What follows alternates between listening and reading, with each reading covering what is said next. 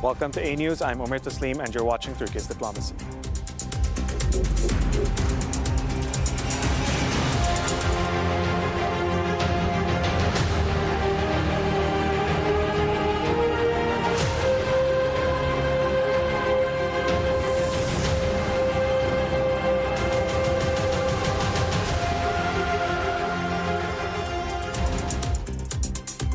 On today's episode, I'll be joined by A News editor Mustafa Kocakanar and political analyst Daniel Ramirez. We'll be talking about the war in Ukraine, the Israeli genocide in Gaza, and Turkey's peace diplomacy throughout this week. But before we begin our discussions, let's take a look at this news report.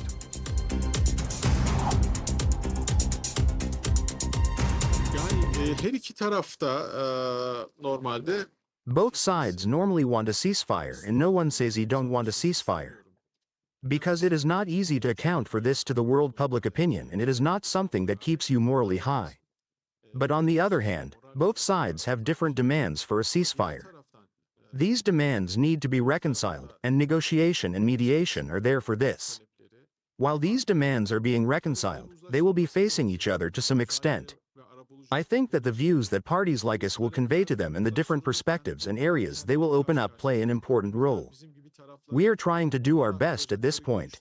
I think that as a country, we have very different perspectives that maybe very few countries will see, and when we bring this into the equation, more concrete steps can be taken to reach a ceasefire. A ceasefire and then peace, these are all issues that require intense effort.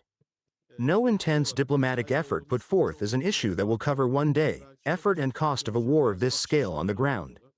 No matter how much effort we put in here, it will still be insufficient. All responsible countries need to take steps and shoulder responsibility in this regard. Our president has been doing this from the beginning.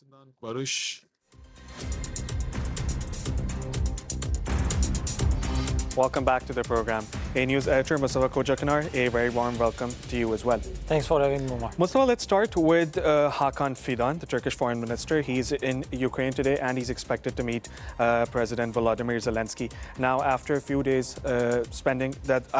that he spent in Moscow, now he's in Ukraine with some Turkish journalists as well. Our coordinator Orhan Salih, he was also there in that meeting where Hakan Fidan addressed Turkish journalists and discussed the situation in Russia and Ukraine. Now, Mustafa, there are many expectations from these talks. There are implications as well. And the most important thing is Hakan Fidan's role as a mediator.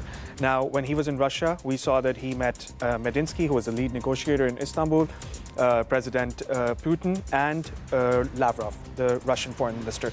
Now, Mustafa, what can we expect from today's talks?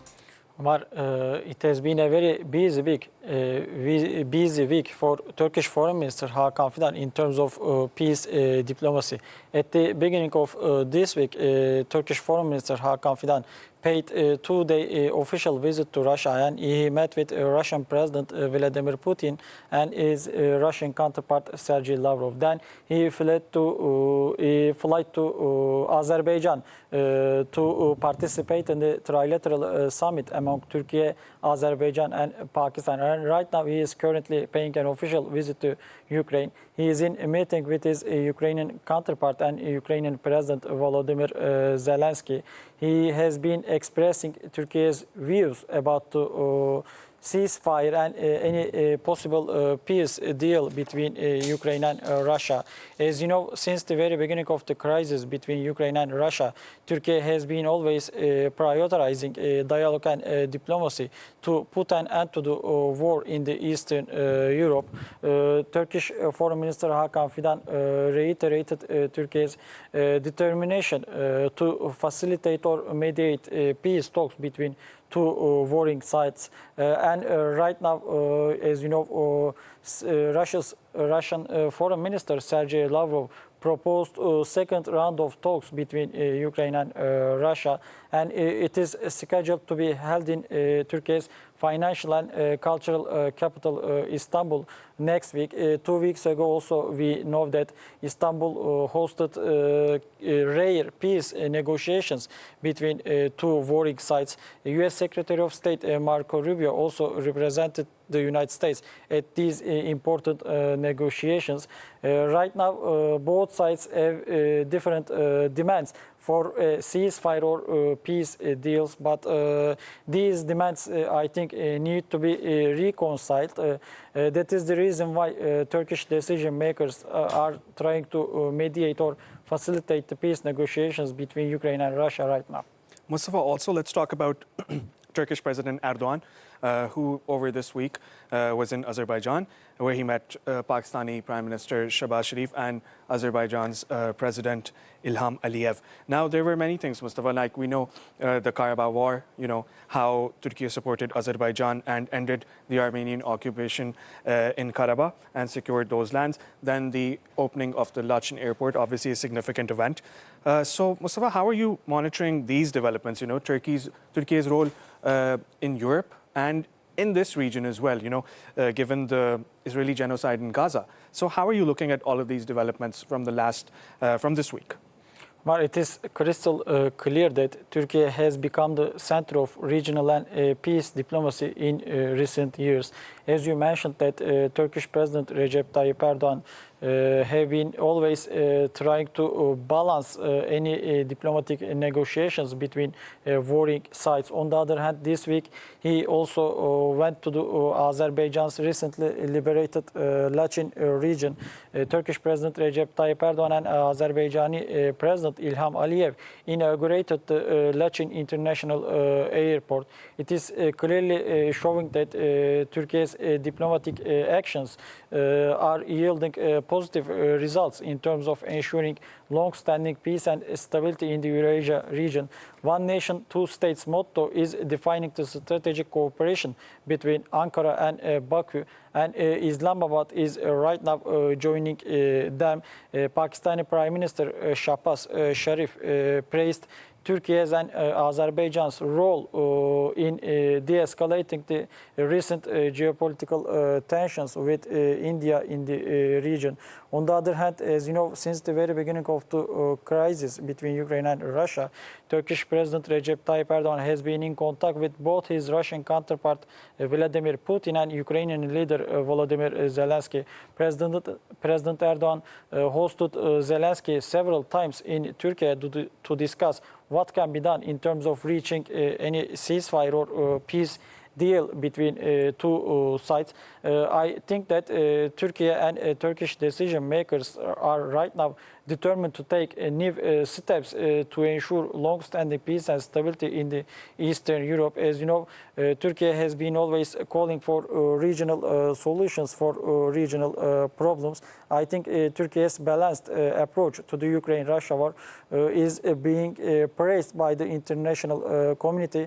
I think all regional and international stakeholders will be supposed to take Turkey's security demands into the consideration if they want to see peace and tranquility in the European continent. Mustafa, let's talk about the recent India-Pakistan issue. Now, when we talk about geopolitics, let's talk about the countries in the region. We have these Arab states, for example, Saudi Arabia and the United Arab Emirates. Now, there's a massive expat population in these countries. There are so many Indians, there are Pakistanis as well. And then over the last few years, we've also seen that these governments have increased ties with both Islamabad and New Delhi. Now, when this attack happened in Indian-administered Kashmir, Narendra Modi, he was in Saudi Arabia, and he returned back. Now, how are you looking at this geopolitical landscape? Because after these attacks, after the ceasefire that was implemented, the Pakistani Prime Minister, he came to Türkiye, he went to Iran, he went to Azerbaijan, and he wrapped up his meetings with these regional leaders. So how are you looking at this, Mustafa? Do you think that India is now scared or worried or concerned about Pakistan's approach with these countries? And how is Turkey going to balance both India and Pakistan? Because Turkey has good relationships with India as well. So how are you looking at the situation? Well, as you mentioned, Turkey has been enjoying close relationships with both Pakistan and India in different fields, ranging from politics and economy to military and trade. And Turkey's position about the Kashmir issue is very clear. Turkey has been always reiterating its strong support for Pakistan's political stability and territorial integrity. On the other hand, Turkey has been always calling for international help in terms of de-escalating the geopolitical tensions between two neighbors in the South Asia region. On the other hand, as you know, both Pakistan and India have nuclear warheads, and if there is something wrong between two nuclear arch rivals in the region, it means that there will be chaos in the international peace and stability. Within this context, Turkey has been always calling for peace, dialogue and diplomacy between two neighbors to deal with their bilateral problems.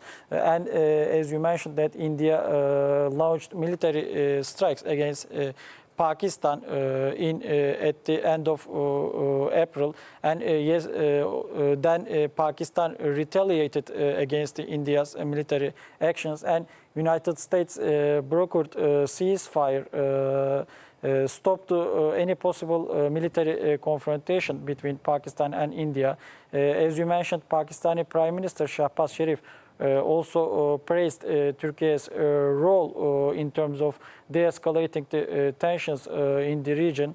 I hope that a new emerging alliance among Turkey, Pakistan and Azerbaijan will yield positive results in terms of bringing long-standing peace and stability to the wider Eurasia region. Mustafa, also, everyone knows about the relationship between Turkey and Azerbaijan, but over the last few years, those ties have only strengthened.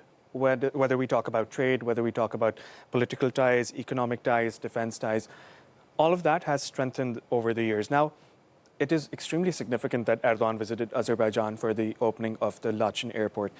Give me a brief description about the recent history between Turkey and Azerbaijan. Let's talk about how Turkey helped Azerbaijan in the Karabakh War when it had to fight Armenian aggression. As I mentioned, that one nation, two states motto is defining the strategic cooperation and collaboration between Turkey and Azerbaijan. Turkey is one of the countries recognizing Azerbaijan's independence following the collapse of the Soviet Union. And at the last years of the Soviet Union, Armenia started to occupy Azerbaijani territories in Karabakh region. And since then, both Turkey and Azerbaijan have been trying to increase international awareness about the Karabakh region. But Western countries were supporting Armenia's occupation policies in the region. But in 2020, Azerbaijan started to take new steps in terms of liberating the Karabakh region from the Armenian occupation. And Azerbaijan's military success paved the way for liberation of Karabakh. And since then, both the Turkish and Azerbaijani decision makers have been taking steps to normalize the political, economic or social situation in recently liberated Karabakh region. And this week, Turkish President Recep Tayyip Erdogan paid an official visit to Laçın region to inaugurate Laçın International Airport with his Azerbaijani counterpart İlham Aliyev. Turkish President Erdogan reiterated Turkey's strong support for Azerbaijan's political stability and economic prosperity. On the other hand, Azerbaijan is also on the side of Turkey's diplomatic engagements in the international politics. As you know, no one except Turkey is recognizing the independence of the Turkish Republic of Northern Cyprus. But as the Karabakh issue is over, I think right now Azerbaijan is starting to take steps to increase its bilateral cooperation with the Turkish Cypriots. The Turkish Republic of Northern Cyprus is one of the most important observer countries within the Organization of Turkic States, and Azerbaijan and Turkey have been trying to increase international awareness about the legitimate rights of Turkish Cypriot people living on the island. If Azerbaijan takes steps to formally recognize the independence of the Turkish part of Northern Cyprus, I can clearly say that one nation, two states motto will be evolved into one nation, three states. Mustafa, thanks for that analysis. Now let's take a look at this news report and we'll be right back. Israel's government has approved 22 new Jewish settlements in the occupied West Bank, despite its allies' threat of sanctions. Far-right Finance Minister Bezalel Smotrich, who pushes for Israeli sovereignty over the West Bank, wrote on X on Thursday that the new settlements would be located in the northern West Bank, without specifying where. A growing number of European countries are demanding that Israel end the war in Gaza, and Britain, France and Canada this month warned Israel they could impose targeted sanctions if it continued to expand settlements in the West Bank. Palestinian residents of Al-Murayya, near Ramallah in the West Bank, accused settlers of attacking their village and burning their crops on Wednesday, part of a rise in settler attacks targeting Palestinian residents. In Kariut, near Nablus earlier this week, Palestinians said settlers threw stones at houses and burned cars. Our houses are not safe anymore, this resident says. Settlement activity in the West Bank has accelerated sharply since the war in Gaza, now in its 20th month. Israeli media cited the Defense Ministry as saying that among the new Jewish settlements were existing outposts that would be legalized and entirely new settlements. Around 700,000 Israeli settlers live among 2.7 million Palestinians in the West Bank and East Jerusalem, territories Israel captured in the 1967 war. Israel later annexed East Jerusalem, a move not recognized by most countries. But it has not formally extended sovereignty over the West Bank.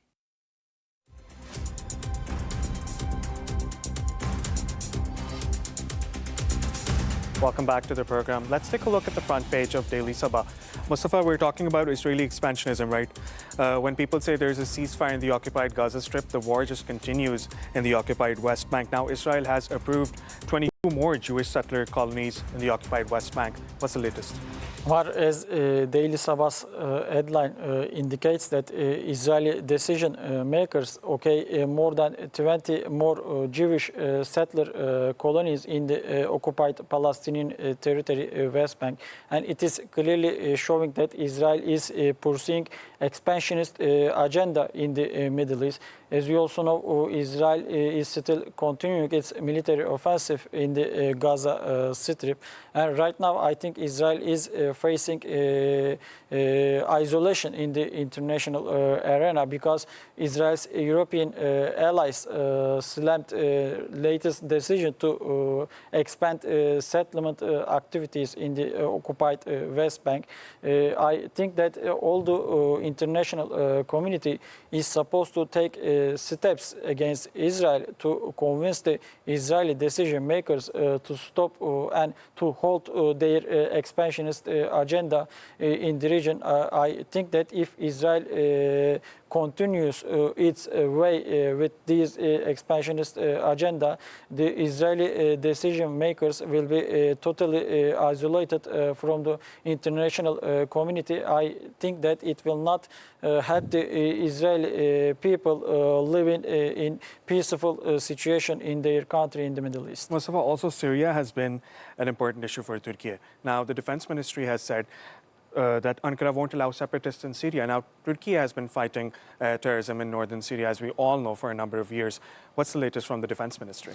Umar, as you know, new rulers in Syria reached an agreement with PKK terror groups Syrian offshoot PYD, YPG in April. And since then, new government has been taking steps to normalize the political situation in the northern part of the country. And Turkey has been always closely monitoring the political situation in the northern part of the country, because Turkish decision makers think that if there is any separate structure in northern Syria, it will pose a huge threat to Turkey's national security and territorial integrity. Within Turkey there right now there is a terror-free Turkey initiative. Both the Turkish government and opposition parties are determined to realize terror-free Turkey initiative, and PKK terror group announced its decision to dissolve itself and lay down their weapons. But we know that PKK was not only operating in Turkey, they are also still active in northern Iraq and northern Syria. And as you know, Turkish security forces conducted many cross-border operations both in northern Iraq and northern Syria to eradicate the PKK terror threat. I think that if there is any separate PYD-YPG structure in northern Syria, Turkish military forces will be compelled to conduct another counter-terrorism operations in northern Syria. Mustafa, finally, let's take a look at this picture right here. This is the Osman Ghazi platform, which headed to the Black Sea, in particular to the Sakarya gas fields near Zonguldak. Now, President Erdogan was also there. He was at the ceremony when this platform, this floating gas platform, was leaving for the Black Sea. So over the past few years, Mustafa, we've also seen how Turkey has taken a strong stance by saying that it will conduct offshore exploration in the Black Sea and in the Eastern Mediterranean. So tell me more about this, Mustafa. As Daily Sabah's headline showed that first floating gas platform, Osman Ghazi, heads to Black Sea right now. And Turkey's first floating natural gas production platform, named Osman Ghazi, passed through the Bosphorus on Thursday on its way to port of Philios on the Black Sea coast, where it is expected to start a new operation next year. And the platform's passage comes on the, as you mentioned, the 572nd anniversary of the conquest of Istanbul, and the floating production unit, which decided in Çanakkale last year after being acquired a year before, was given the name Osman Ghazi earlier this week by the Turkish President Recep Tayyip Erdogan, and it is seen as a notable addition to Turkey's energy fleet as it looks to curb the dependence on foreign energy sources and boost the domestic natural gas and oil production. And I think that the platform is poised to complement the energy landscape by doubling natural gas production in the Black Sea region. Mustafa, thanks for that update. We'll continue to monitor all these stories. And of course, the most important story that we can expect tomorrow is going to be Turkish Foreign Minister Hakan Fidan's visit to Ukraine, where he will meet Volodymyr Zelensky and his counterpart. Now, let's take a look at this news report, and we'll be right back. At this point, we're working on President Putin. U.S. President Donald Trump on Wednesday said Russian President Vladimir Putin may be intentionally delaying negotiations on a ceasefire in the war in Ukraine and expressed disappointment at Russian bombing. We're going to find out whether or not he's tapping us along or not. And if he is, we'll respond a little bit differently. I'm very disappointed at what happened a couple of nights now where people were killed in the middle of what you would call a negotiation. I'm very disappointed by that. When asked by a reporter what was stopping him from imposing new sanctions on Russia, Trump said he didn't want to scuttle a potential peace deal. If I think I'm close to getting a deal, I don't want to screw it up by doing that. Trump's remarks in the Oval Office came as the United States and Russia quarreled in public over the intensifying Ukraine war. Trump warned in a social media post that Putin was, quote, playing with fire. Afterward, Putin's foreign policy aide told a state TV reporter that Trump's remark suggested that he is not well informed on the realities of the war. Meanwhile, the war intensified. Russia said it had downed nearly 300 Ukrainian drones overnight, while Ukraine said Russia had launched almost 90 drones and 5 ballistic missiles. Ukrainian President Volodymyr Zelensky said Russia also gathered 50,000 troops near the northern Sumy region. Zelensky was in Berlin on Wednesday meeting with German Chancellor Friedrich Merz, who pledged to support Ukraine in producing long-range missiles to bolster its defenses. In a joint press conference, Zelensky said Russia was persistently searching for reasons to delay talks to end the war. They do not want to hold talks in neutral Geneva, but they want to have them in a NATO member state, which is Turkey. You see, it is not about which country will host talks and which alliance it belongs to. It is all about Putin and their desire to postpone. They are constantly looking for reasons to postpone a format which can bring an end to the war. After speaking to Trump on May 19th, Putin said he had agreed to work with Ukraine on a memorandum which would set out the framework of a peace deal. On Wednesday, Russian Foreign Minister Sergei Lavrov said that Russia proposed holding the next round of direct talks with Ukraine in Istanbul on June 2nd, with the aim of achieving a sustainable peace settlement. Ukraine responded, urging Russia to share its memorandum on peace without delay, so that a meeting in Istanbul, quote, won't be empty and can truly move us closer to ending the war.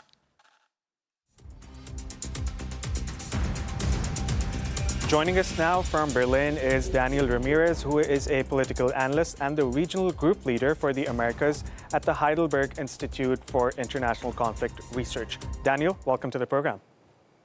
Thank you very much. Good morning. Good morning. Daniel, let's start with Volodymyr Zelensky's visit to Germany. How are you analyzing this visit and what was discussed? Well, the meeting between President Zelensky and Chancellor Merz this week in Berlin reiterates Germany's support for Ukraine war. We noted that after taking office, one of first Chancellor Merz's foreign trips were to Kyiv, accompanied by President Emmanuel Macron, Prime Minister Starmer, and Polish Prime Minister Tusk. And although this coalition failed to secure the ceasefire proposed by President Trump, it succeeded in presenting the image of a united European front willing to tighten sanctions against Russia and support Ukraine militarily and financially. And an additional interested aspect of this meeting, and what is often overlooked dimension, is the body language between Zelensky and Chancellor Merz.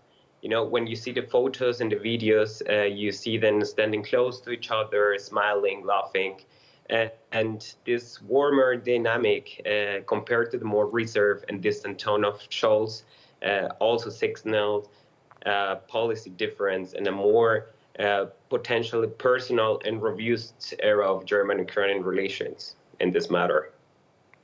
Daniel, also over the past few weeks, we've been seeing that there are tensions between the European Union and the United States. Now, the United States has said that it wants to end the war, but the European Union is insistent on sending more weapons and missiles to Ukraine. How are you analyzing both of these sides, and what would you say about the European approach and the American approach?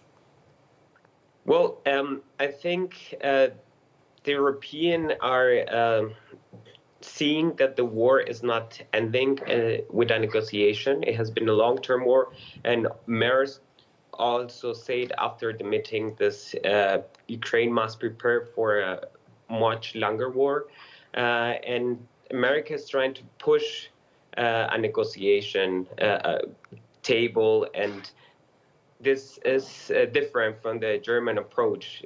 Merz had lifted the restrictions on the range of German weapons delivered to Ukraine, meaning that the country is allowed to use German weapons against targets on Russian territory because they have the right to defend themselves. And this marks also a clear policy shift compared to Olaf Scholz, who has strong criticisms because he was too neutral and not allowing Ukraine to use German weapons to defend themselves. So we can see a different approach from both countries, but I think the new negotiation possibilities that are open up in Turkey are very important. And Merz is being approved here in Germany for this kind of policy. So I think both approaches are good. One are trying to support peace agreements and negotiations, and the other are preparing for more war. Daniel, when we're talking about President Trump, when he started his second presidency, he started a crackdown against migrants. Now that situation is worsening every single day. And you're an expert in conflict research and violent crime in South America and Latin America. So tell me about this. When Trump deports Haitians or Venezuelans or someone who's from El Salvador, what is the situation that they go back to when they're deported? Well, we see that President Trump has made immigration a matter of homeland security, and his administration has been making new agreements with countries with which it had cut diplomatic relations, such as Venezuela, for example.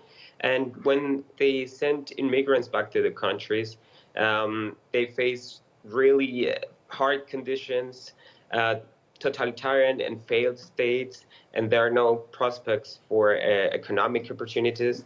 So most of them, they restart an immigration process and they try to go again through South America and Central America to go back to America, to North, the States. So there is like no point in sending them back. We can see like in cases like in Salvador, they go to these mega prisons, huge cells, where the treats are very unhuman. But the Trump's administration is not really caring about human rights in this matter. So the conditions are very worrying, and there is a lot of NGOs telling that. And there has been issues between some countries. For example, Colombia didn't want to accept persons who were tied up in the earth and in the plains. So yeah, it has been a shift in policy, and some countries are trying to give America a signal that these deportings are bad. But of course, Trump administration has been trying to push this by tightening up the tariffs or economic sanctions. Daniel, also, since we're talking about El Salvador, we've seen over the past few years how crime has been reduced, and Nayib Bukele has taken some extreme measures to enforce that there is peace and stability in El Salvador. Now, when we're talking about violent crimes, it's not just El Salvador. We know how the situation is in Mexico as well. There are migrants who travel from Central America to Mexico, and then they make their way to the United States. But during all of that, during that journey, they face a lot of difficulties and, come across gangs who, sometimes end up killing them as well. So tell me about the recent developments in that region. How are governments, or are governments even trying to tackle violent crime? Well, I think most of the governments are overwhelmed with the situation. When you mentioned Salvador is now a strong totalitarian state where gangs, of course, gang and violence and crime has been reduced in the last weeks and years, but human rights violations have increased because, like you say, not only the gangs are violating the migrants' rights, but also the states are not taking care of the people. Mexico has also tried to close the borders, same as different Central American countries. So they're making it harder for people to cross the borders and giving gangs and criminal groups more opportunities to violate their rights. Daniel Ramirez, thank you for joining us on the program. It was a pleasure having you. Thank you very much. Mustafa, now since we're talking about Trump, over the past few days, we've seen how President Trump and his special envoy, Steve Witkoff, they have asked Israel and Hamas to accept a ceasefire proposal. Now, Israel has accepted that proposal, but Hamas says that it will review those conditions. Now, I believe it's a 60-day window where fighting will stop, and then prisoners will be exchanged from both sides, and hostages will be released as well. Now, tell me about Trump's stance, Mustafa. What is his current stance on the war in Gaza? Omar, right now there are ongoing negotiations between the Israeli, American and Hamas sides. Right now, United States announced that Israel accepted U.S. proposed ceasefire, and Hamas is considering it right now. But Trump's stance on the Gaza issue, I think, is very complicated. On the one hand, he is reaffirming United States' unwavering support for Israel's ethnic cleansing policies in Gaza. But on the other hand, before his trip to Saudi Arabia, there were some news reports in the American media indicating that Trump excluded the Israeli prime minister from the decision-making process. But I think that the American media fabricated the so-called rift between Trump and Netanyahu because the United States wanted to secure mega deals with the Arab countries. I mean Saudi Arabia, Qatar, and the United Arab Emirates. I think that the United States is still turning a blind eye to Israel's ethnic cleansing policies and expansionist agenda in the Middle East. I think that all regional stakeholders in the Middle East, Turkey, Iran, Syria, Saudi Arabia in particular, will be supposed to resist against Israeli decision makers' policies in the region, because Israel, as you know, is desiring to be only hegemon in the region, and all regional and international stakeholders are accusing Israel of increasing the geopolitical tensions in the region. If the regional stakeholders want to resist against Israeli policies in the region, I think they will be in unity, and they are supposed to strengthen their bilateral or multilateral cooperation in terms of not allowing the Israeli policies in the Middle East. Mustafa, also finally, let's talk about Iran, right? Iran is a major country in this region, and there are many problems, and there are many, there are good aspects as well related to Iran when the United States looks at Iran. Now it wants to establish relations with Iran. It says that we can have a nuclear deal, but Iran says that, we're not going to suspend our uranium enrichment programs because they're extremely important for us. And Iran has also said repeatedly that it's not using all of that nuclear technology to make weapons, but to make energy. Now, we're not sure if there's going to be another round. I believe that's a 6th round of meetings between Iran and the United States to decide the nuclear deal. So how are you looking at Trump's approach, when it comes to Iran? Because in the first presidency, we saw that Trump said there's going to be a maximum pressure campaign against Iran. But now, in the second presidency, he has softened his tone a bit. So how are you looking at Trump's, the way he has treated Iran during his second presidency?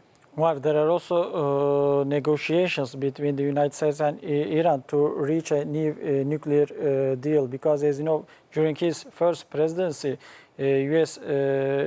President Donald Trump withdrew the United States from the Joint Comprehensive Plan of Action, and right now he is pushing for a new nuclear deal with Iran. And the American decision makers are accusing Iran of enriching uranium. And Trump right now claims that Iran is in the nuclear threshold. But there are still ongoing talks between two sides to reach any possible deal. But on the other hand, Israeli decision makers are lobbying for new military strikes against Iranian nuclear facilities. Right now, I think Trump is prioritizing dialogue and diplomacy with Iran, but on the other hand, he is still continuing to threat against Iran. He is saying that if the negotiations fail, the United States will be supposed to drop bombs on Iran's nuclear facilities. But on the other hand, there are some reports right now indicating that Israel is preparing to launch military strikes against nuclear facilities in Iran without the United States approval. I think that at this point, Turkey can play an important role between the United States and Iran because, as you know, Turkish decision makers have been enjoying close relationships with both the United States and Iran. I think Turkey can facilitate or mediate any talks between the United States and Iran in terms of reaching new nuclear deal and in terms of de-escalating the geopolitical tensions between Iran and United States. Mustafa Kocakanar, thank you for that analysis. It was a pleasure having you on the You program. are welcome, Omar. That brings us to the end of our program. Thanks for joining us. Bye for now.